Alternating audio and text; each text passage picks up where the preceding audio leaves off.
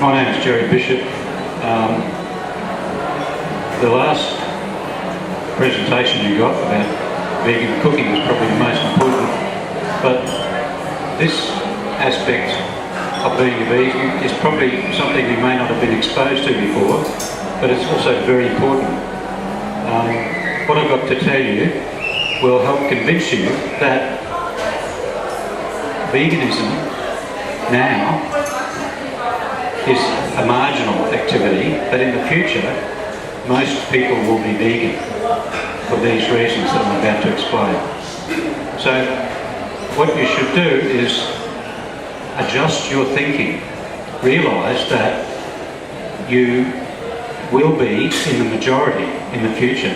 Don't feel uncomfortable or ashamed or frightened about telling people that you're vegan, because it's going to be something that will save the world.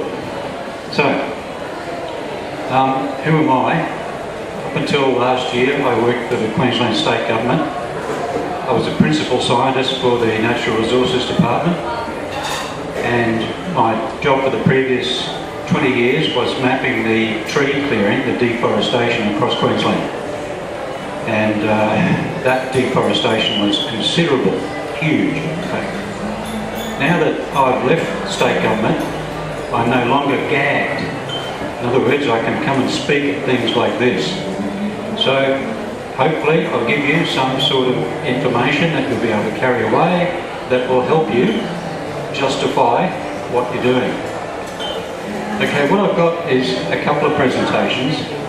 There's one put together for schools, and I thought it might be nice to lighten up the mood, to give you a bit of fun to start with. And then I'll go into a presentation which I'm about to give overseas in a couple of weeks' time, which is the latest leading edge reasons to be vegan. So, this is where we start. How can kids save the world? Okay, remember this is a presentation for schools, so I'm looking at you and wanting you to be 8-year-old kids who are happy to jump in and say things and say yes and no and things like that. That kid up the back is always acting like... Okay. Kids can save the world by eating. That means you kids, that means us, all of us. We can save the world by what we eat. What we eat, if we eat what's good for us, we'll eat what's good for the world. Okay, now kids, which is better for the world? A hamburger with meat and cheese, or fruit and veggies? Who thinks hamburger? Alright, hamburgers, this is what it does for trees. Hamburgers, very bad for trees. Just down. In my job mapping Queensland, every year we used to wear out a 4-wheel drive running around Queensland. Until last year, the tree clearing in Queensland alone was more than 1,000 hectares per day. 91% of that was for grazing animals. Okay? Now, we'll talk about biodiversity later, but if you're one of these people who jump on a flight and tick the box that says offset my carbon miles, or if you've got Green Fleet sponsorship for your car, and you're eating meat, you're kidding yourself. I'll show you the reason why. Each year, there's about, in fact it's a little higher than that, but there's at least 1,000 hectares per day being cut down in Australia. Each year, the trees that are planted for the Green Fleet and all the environmental offset programs, all the creek bank stabilisation programs, etc., adds up to about 5,000 hectares per year. Okay? 350,000, 5,000. It's a joke. tree planting in Australia is a joke.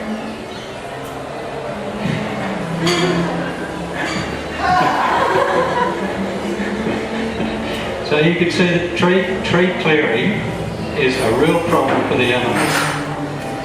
Okay, if we eat plant foods, if we eat our fruit and veg, that's very good for trees. This interaction goes backwards and forwards a bit, but I'll just go straight through it. Okay, if we stop eating meat and we eat fruit and veg, we stop grazing. Therefore, we stop 92% of Australia's tree clearing and 12% of our greenhouse emissions. Okay? If we stop tree clearing, the trees grow back. So the double effect there is not only do we stop this massive emission, this big emission, we also immediately start to suck down that carbon dioxide into the trees again. It's not just the trees. The soil carbon is a massive store of carbon.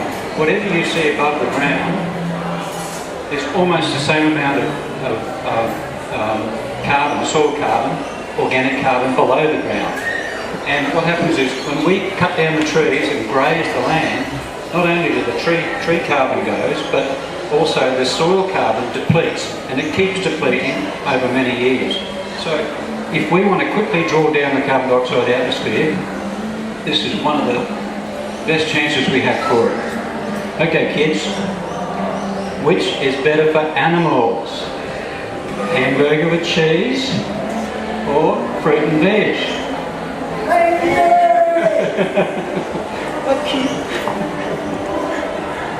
Meat and dairy is very bad for animals. Okay, we're going through, get a bit serious now. We're going through now what many scientists are calling the fifth great extinction. Okay, extinction of life on this planet. And the reason for that is that many species are disappearing. Depends who you talk to, it's about 260 species per day that are disappearing. Okay, the greatest reason for that is loss of habitat. The greatest reason for loss of habitat, kids? Tree clearing for animals. Okay, so in fact the Norwegians have done a study that showed that if we stop eating meat and dairy, we will stop the biodiversity drop by 60%. In other words, most of the biodiversity that we're killing off now is just because of what we eat. Okay, eating fruit and veg, very good for animals.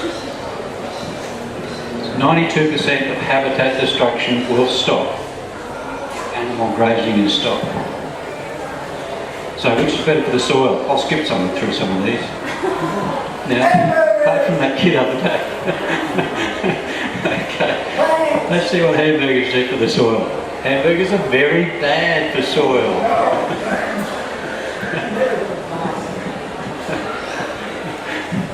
These kids.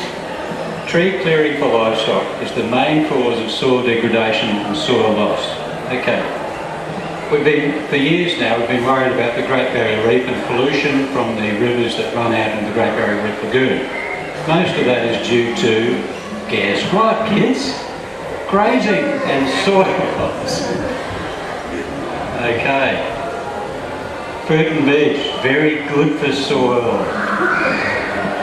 Most of Australia's soil erosion and acidification will stop if animal grazing is stopped. Now, who uses most water? Let's see about hamburgers. Cows, chickens and pigs use this much water and people use this much water. Okay, we just had the major report into the Murray-Darling and the farmers are screaming about it. The whole Murray-Darling Basin, right? If you look at the whole Murray-Darling Basin, where do you think that water goes? I mean, people say the amount of water used by trees, by cows grazing on in the paddock is nothing. Therefore, what are we talking about? You know, it's nonsense. Cows use a lot of water is nonsense. Well, it's not nonsense. for the whole of the Murray-Darling Basin, 40% of that water goes to irrigating pastures, mostly for the dairy industry. Okay, so milk is sucking out all the water from the Murray-Darling. Rice, for example, takes about 15%. All of the fruit and veg in the Murray-Darling Basin takes about 30%, less than irrigation for pasture. So that's why, that's the reason why. If anyone asks you, they say, nonsense? Well, it's true. Okay. It's 30% to fruit and veg, 40%. You are adding up. This boy's a mathematician. He is. I've got the figures there. There's... no, I'll give you the correct reference. What happens if, like, you know, meat and milk does stuff? Wouldn't that figure go up, like the water of the vegetarian and stuff? Like, would that be a lot, the amount of percentage go high? Very good. No, is the answer to that, and I'll tell you why. Okay. This booklet here, there's a lot of them just outside the door. This booklet here actually gives you a lot of those facts. But that's a really good question, and it's another myth that needs debunking. Okay, let's talk about water. That's right, Sorry? That'll do. Okay. Animal farming uses most of our water and pollutes more. We just went into that. Okay, water pollution. It's a huge thing. There's one example. You may have heard of it. The city of Houston in the States has a piggery just outside the city.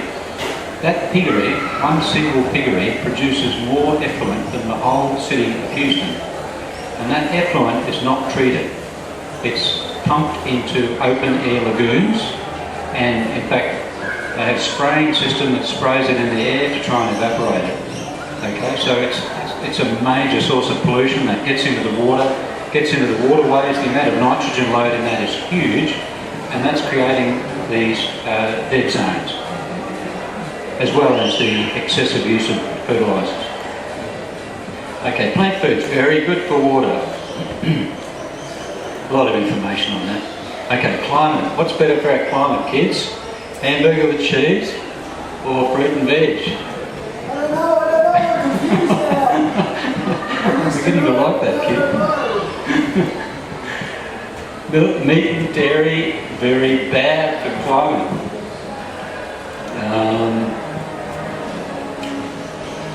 There's two smoking guns that tell us why meat and dairy are bad for climate.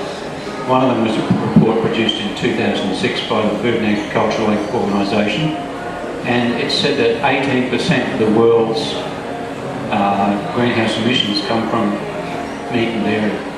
Another report in the World Watch magazine added up all the things that this report, the FAO report, didn't, and came to the conclusion that 51% of all our greenhouse emissions come from livestock production. The answer is probably in the middle there somewhere, but I think it's actually more than that, and I'll get to that in a minute.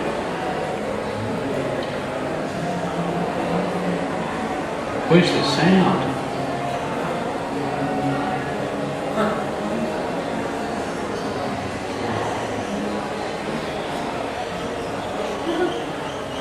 The sound would have been good.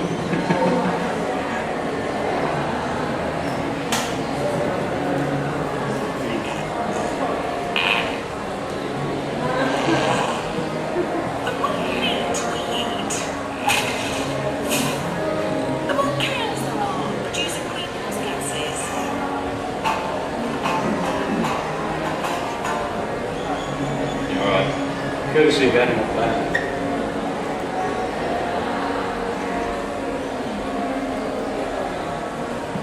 Alright, climate, we're still on climate.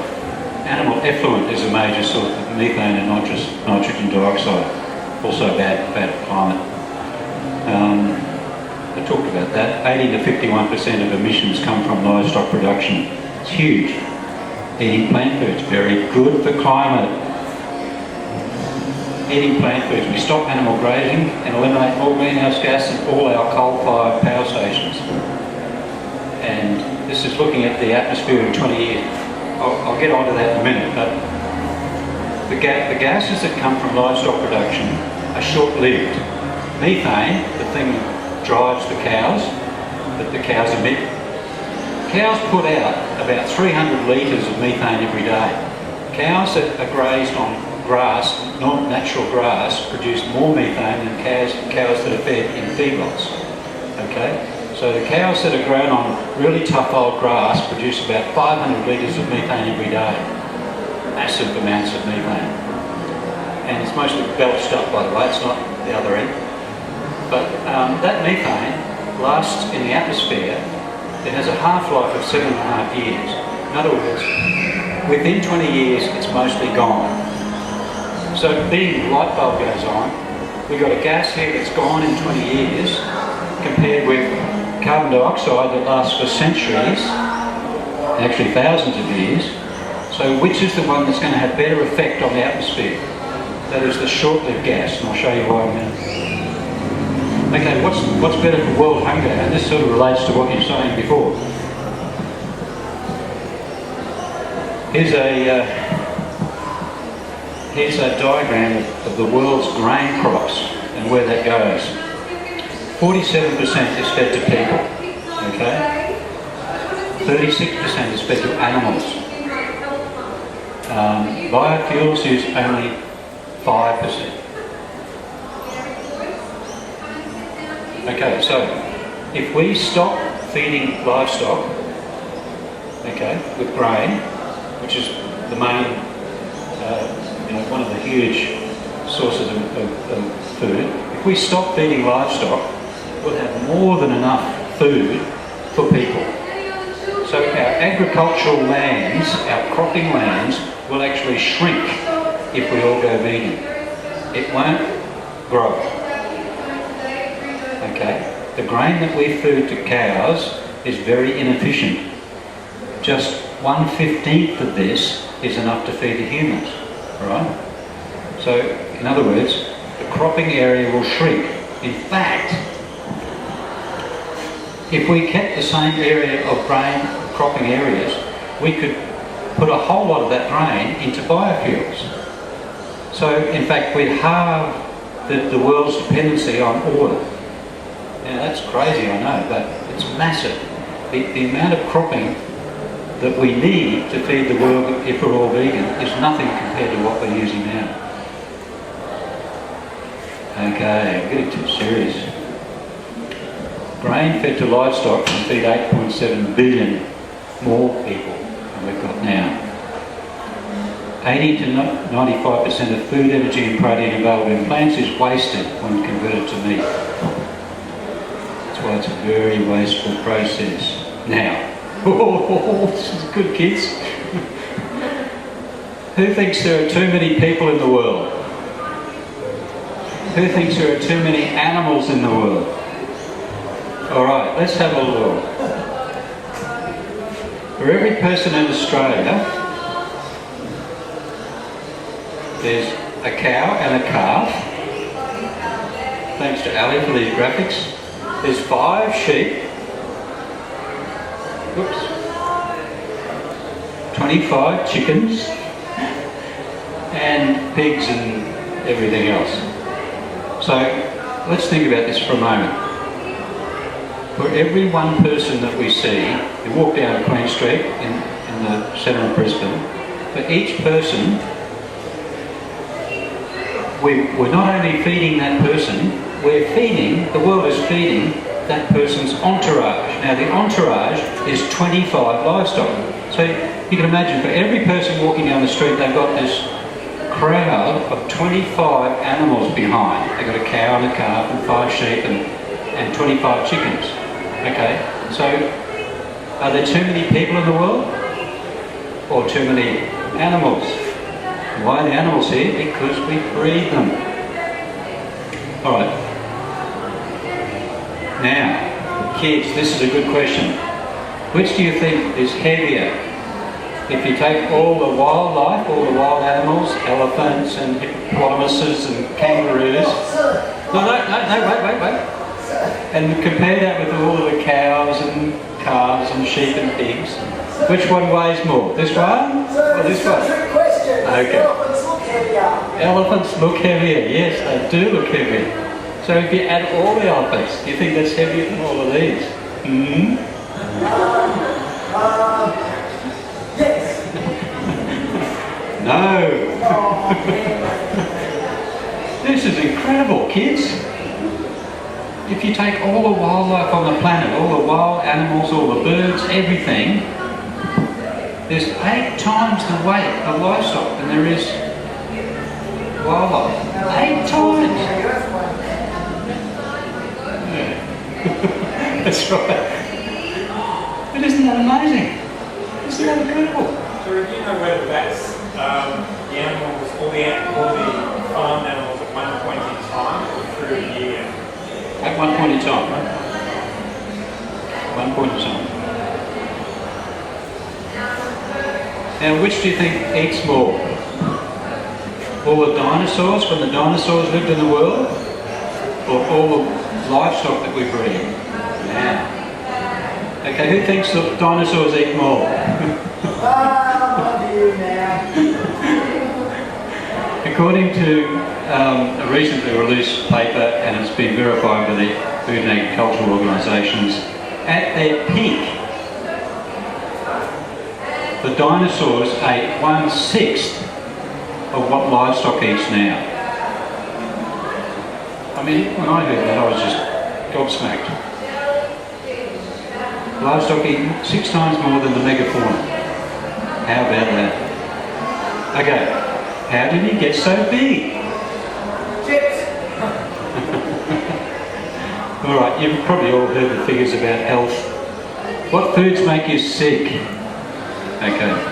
Heart disease, stroke, diabetes, obesity, bowel cancer, from eating meat and dairy. You know all these things. So, do we need to eat meat and dairy and cheese? Who says no?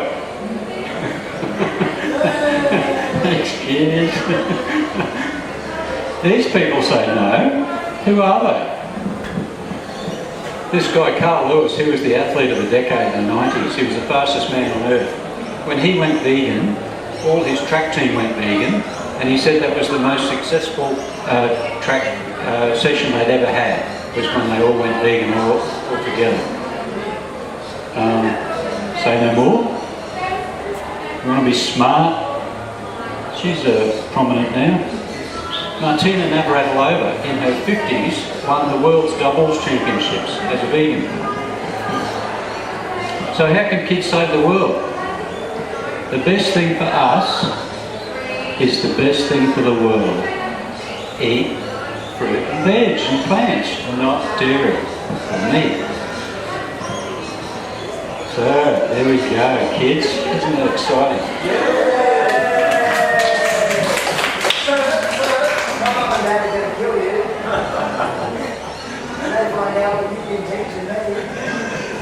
Are your mum and dad farmers? Yeah.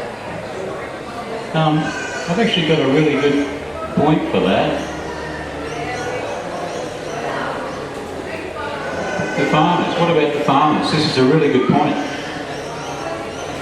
I've travelled a lot of Queensland, met a lot of farmers, and I can tell you this, farmers are the most adaptable people on earth.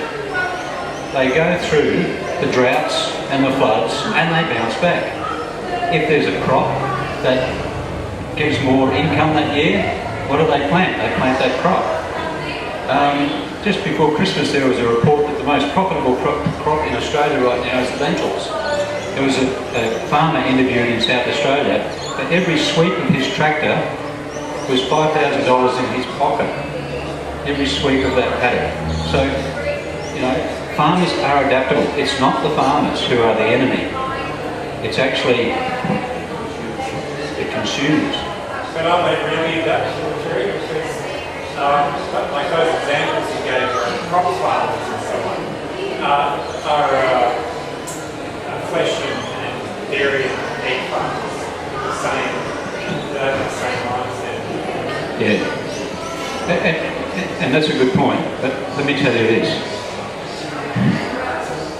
As you travel around Queensland, you realise that the land is held in large properties. Okay, out west on the rangelands, which is really the properties that can't do anything else except graze cattle, those rangelands are held by not families, but pastoral companies. And so, in other words, if you don't eat their product, it's not going to hurt the family farmer.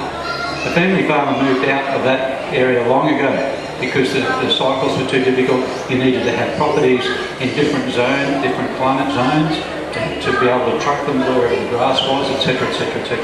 So no longer are the big properties held by family farms. They're all pastoral companies. So it's not going to hurt those guys. And there's another use for those farms, and that is growing timber, carbon sequestration.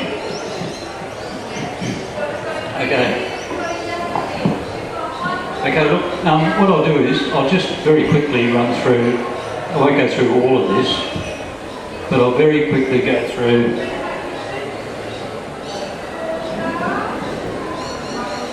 a talk that I'm about to give. This is how we clear trees in Queensland.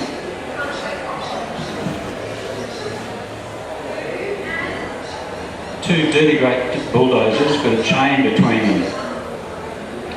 And that chain just pulls down everything in its path.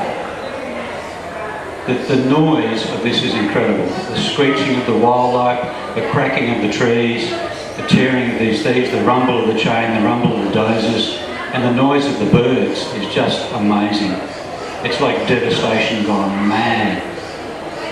Smashes anything in its path. I remember hearing your reading something where the genetic years and going like that. I don't know whether it was actually the originator of that method or one of the first farmers to start using it. Yeah. Who is that to me? Gerard Bisshop.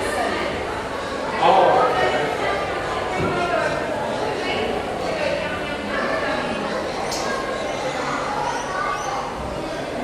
Yeah, okay, look, I'll just spend a few minutes on this.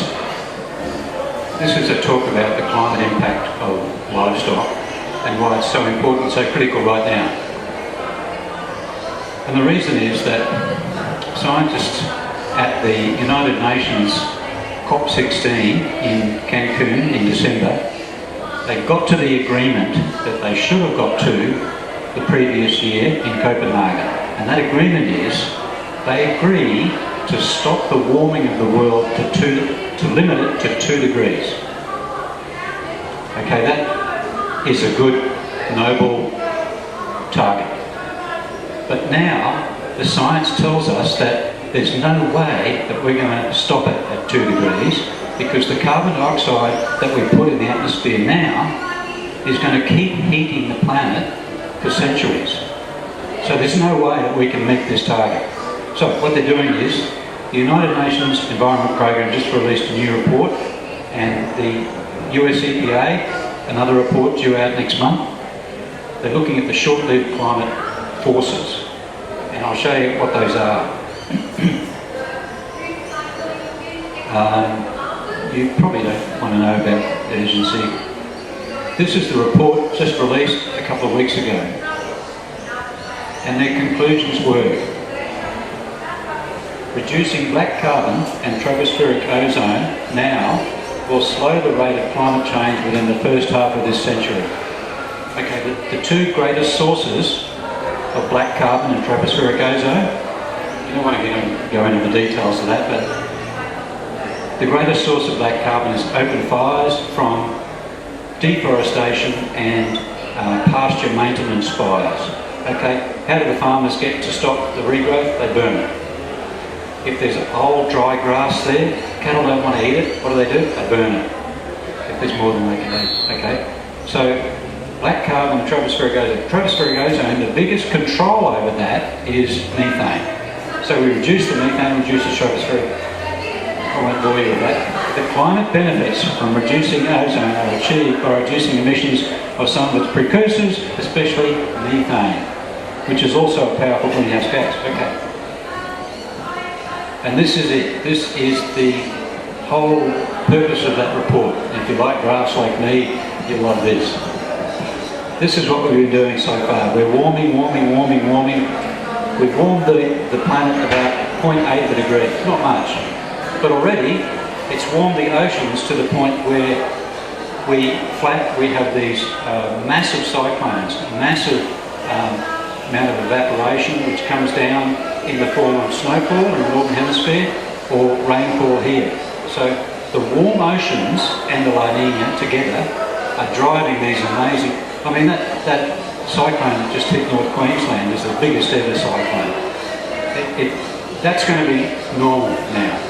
And we've only warmed 0.8 of a degree. Our target is 2 degrees. What the heck is going to happen then? You know, it's just crazy to me. Anyway, this is business as usual. If we try to limit CO2, the red line shows us what happens there. If we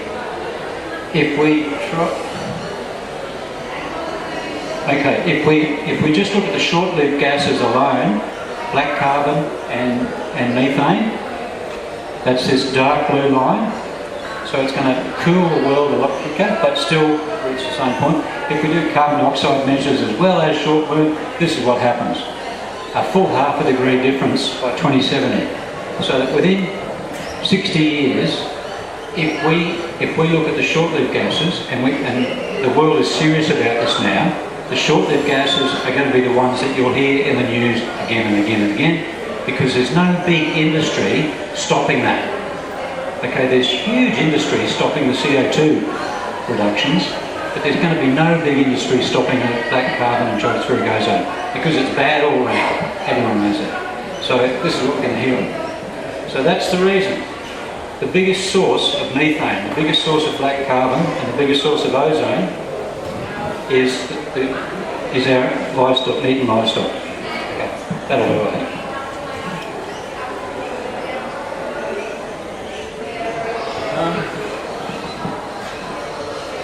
Alright, so in summary, the world is changing rapidly. We all know it. We can see it.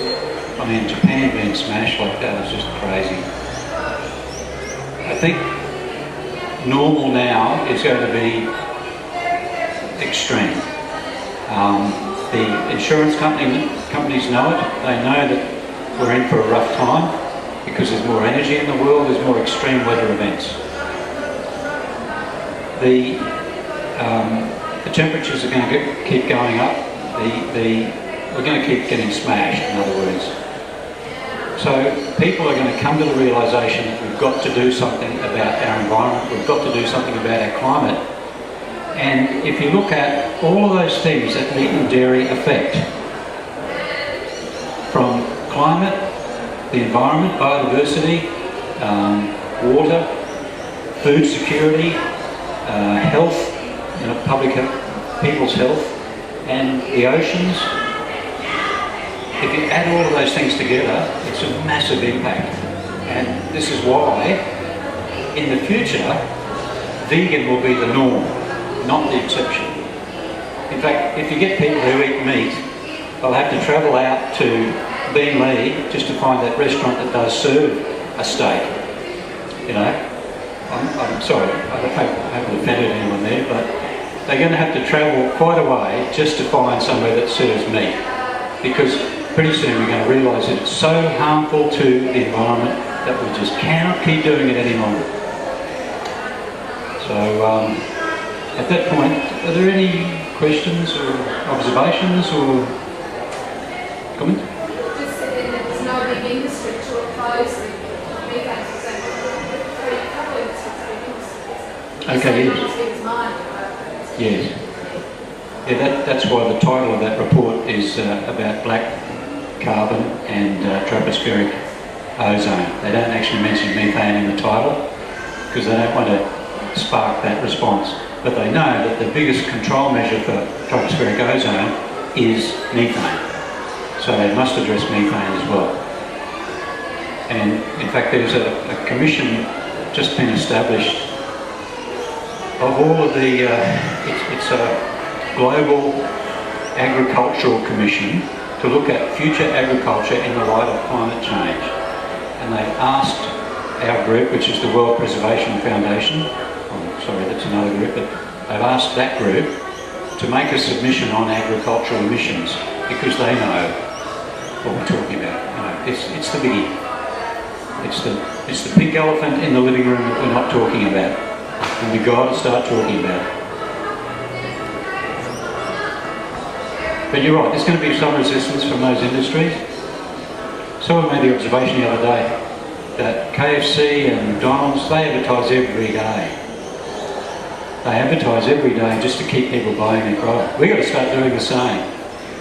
We've got to start introducing vegan alternatives and make it commercial, make it big money, and just keep hitting people with it. That'll change people, hopefully.